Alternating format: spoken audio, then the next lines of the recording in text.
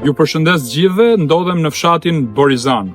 Ky fshat që e ka marrë emrin nga burimet e Zanës, sot vuan ujin e pishëm. Por arsye tjetër pse jam këtu është pikërisht kjo rrugë. Është lagja e Farrukëve, e cila në gjithë gjatësinë e saj është pikërisht në këtë lloj forme. Tu ka edhe plera faktikisht, sepse nuk janë vendosur kosha beturile dhe banorët nuk kanë se ku t'i çojnë. Fshati Borizanës është një nga fshatet më të mrekullueshëm në territorin e Republikës së Shqipërisë, sepse është një nga fshatrat më të mëdha. Por edhe pse është fshati më i madh, është fshati më i harruar. Nuk e di se çfarë kanë pasur me Borizanën që e kalon në këtë lloj gjendje. Të gjitha rrugët e lagjeve të Borizanës unë i kam denoncuar një pjesë prej tyre, janë totalisht pashtruara.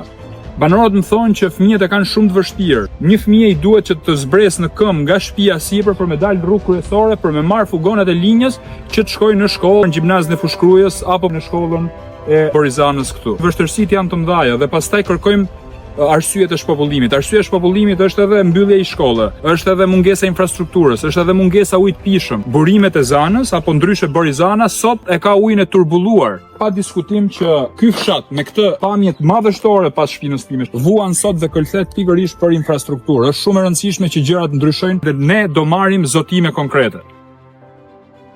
Ndodhem tek shkolla e mesme e bashkuar në Borizan, Haxhi Qira.